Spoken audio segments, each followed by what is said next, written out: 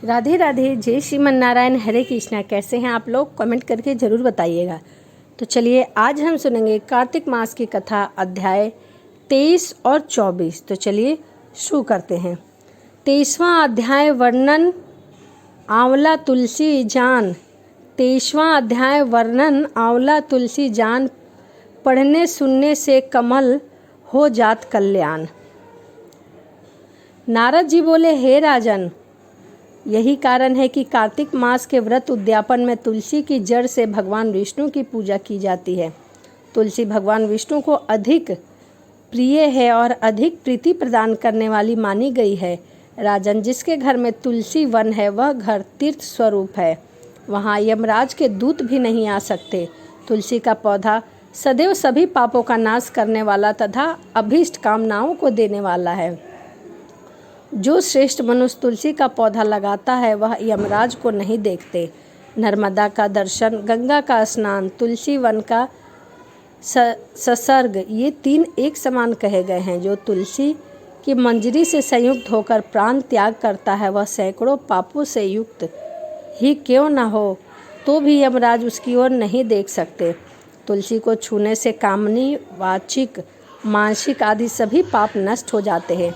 जो मनुष्य तुलसी दल से भगवान का पूजा करते हैं वह पुनः गर्भ में नहीं आते, अर्थात जन्म मरण के चक्कर से छूट जाते हैं। अर्थात तुलसी दल में पुष्कर आदि समस्त तीर्थ, गंगा आदि नदी और विष्णु प्रभृति सभी देवता निवास करते हैं। हे राजन, जो मनुष्य तुलसी के काष्ठ का चंदन लगाते हैं उन्हें सहज ही मुक्ति प्राप्त हो जाती है और उनके द्वारा किए गए सभी पाप शरीर को छू भी नहीं पाते। जहाँ तुलसी के पौधे की छाया होती है वहाँ पितरों की तृप्ति के लिए श्राद्ध अवश्य करना चाहिए।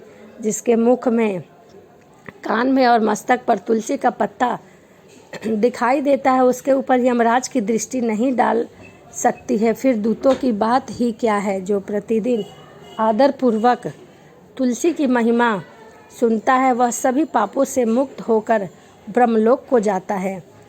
इसी प्रकार आंवले का महान वृक्ष सभी पापों का नाश करने वाला है। आंवले का वृक्ष भगवान विष्णु को प्रिय है। इसके स्मरण मात्र से ही मनुष्य गौदान का फल प्राप्त कर लेता है। जो मनुष्य कार्तिक में आंवले के वन में भगवान विष्णु की पूजा करता है, आंवले की छाया में भोजन करता है, उसके सभी पाप नष्ट हो जाते हैं। आंवले की छाया में मनुष्य जो भी पुण्य करता है वह 3 गुना प्राप्त होता है। जो मनुष्य आंवले की छाया के नीचे कार्तिक में ब्राह्मण दंपति को एक बार भी भोजन देकर स्वयं भोजन करता है वह अन्य दोष से मुक्त हो जाता है। हे लक्ष्मी, प्राप्ति की इच्छा रखने वाले मनुष्य को सदैव आंवले से स्नान करना चाहिए।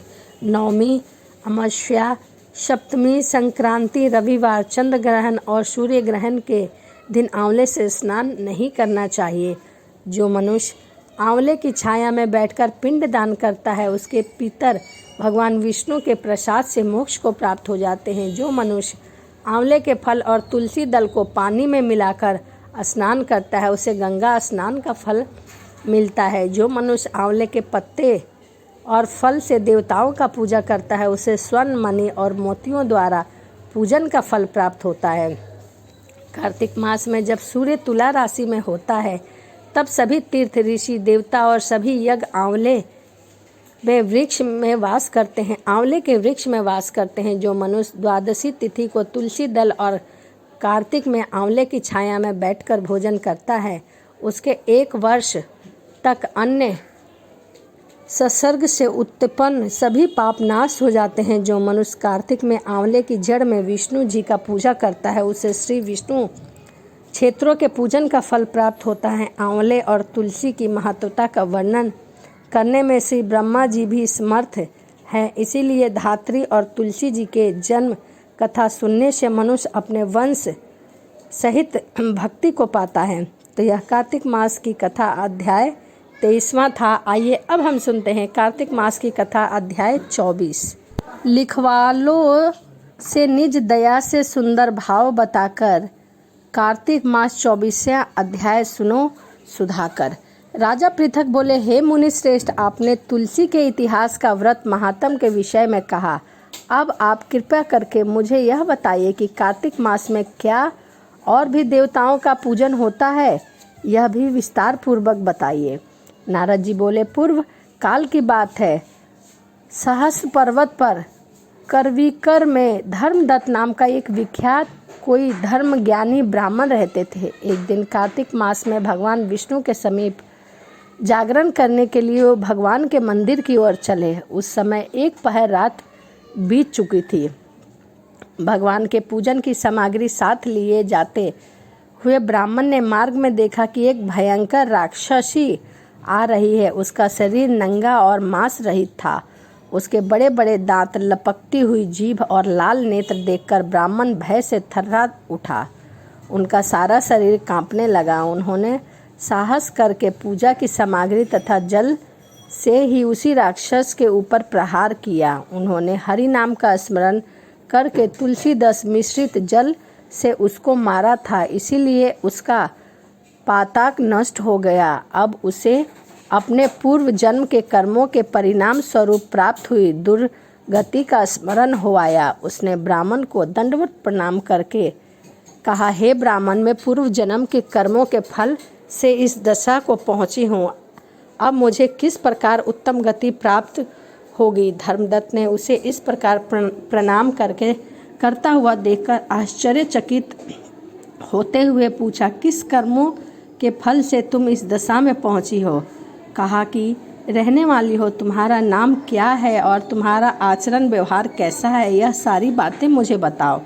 उस राक्षसी का नाम कलहा था। कलहा बोली, ब्राह्मण, मेरे पूर्व जन्म की बात है। सौराष्ट्र नगर में भिक्षु नामक एक ब्राह्मण रहते थे। मैं उसकी पत्नी थी। मेरा नाम कलहा था और मैं बड़े क्रूर स्वभाव की स्त्री थी। मैंने वचन से भी कभी अपने पति का भला नहीं किया, उन्हें कभी मीठा भोजन नहीं दिया, सदा अपने स्वामी को धोखा ही देती रही। मुझे कलह विशेष प्रिय था, इसीलिए मेरे पति का मन मुझ में सदा उद्विग्न रहा करता था। अंत तो गंतवा उन्होंने दूसरी स्त्री से विवाह करने का निश्चय कर लिया। तब मैंने विष खाकर अपने प्राणों को त्याग दिया। फिर यमराज के दूत आए और मुझे बांधकर पीटते हुए यमलोक में ले गए और वहाँ यमराज ने मुझे देखकर चित्रगुप्त से पूछा, चित्रगुप्त, देखो तो सही, इसने कैसा कर्म किया है। जैसा कर्म किया है उसके अनुसार यह शुभ या अशुभ प्राप्त कर सकती है। चित्रगुप्त ने कहा, इसका किया हुआ कोई भी शुभ कर्म नहीं है। यह स्वयं मिठाइयाँ उड़ाती थी और अपने स्वामी को उसमें से कुछ भी नहीं दिया करती थी। उसने सदा अपने स्वामी के से द्वेष किया है, इसीलिए यह चमगादुरी होकर रहे तथा सदा कला में ही इसकी प्रवृत्ति रही है। इसीलिए यह विष्ठा भोजी शुक्री की योनि में रहे। जिस बर्तन में भोजन बनाया था उसी में सदा अकेली खाया करती थी, अतः उसके दोष भी अपनी ही संतान का भान करने वाली बिल्ली हो।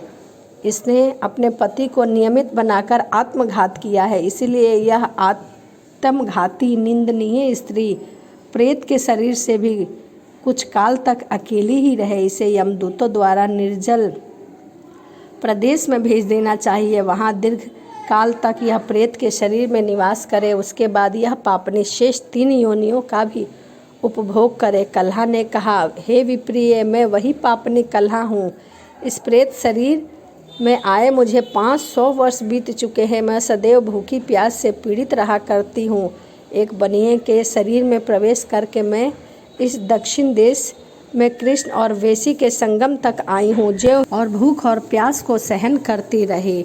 इतने में इधर उधर घूम रही थी, इतने में ही आपकी दृष्टि मेरे ऊपर पड़ गई। आपके हाथ में तुलसी मिश्रित जल का ससंग्र पाकर मेरे पाप नष्ट हो गए। हे द्विगज, आप ही कोई उपाय कीजिए, बताइए, जिससे मेरा शरीर आने वाले भविष्य में भयंकर 3 योनियों से किस प्रकार मुक्त हो सकता है। कलहा का यह वचन सुनकर धर्मदत्त उसके पिछले कर्म और वर्तमान अवस्था को देखकर बहुत दुखी हुआ। फिर उसने बहुत सोच विचार करने के बाद धर्मदत्त ने जो भी कहा उसका वर्णन 25वें अध्याय में बताया गया है। तो यह कार्तिक मास की कथा अध्याय 23 और 24 था। तो चलिए इसी के साथ वीडियो को समाप्त करते हैं और मिलते हैं अगली वीडियो में। यदि आपको वीडियो अच्छी लगी हो तो प्लीज़ चैनल को सब्सक्राइब कर ले, कमेंट करें, लाइक करें, शेयर करें। तो चलिए मिलते हैं अगली वीडियो में। राधे राधे, जय श्रीमन नारायण, हरे कृष्णा।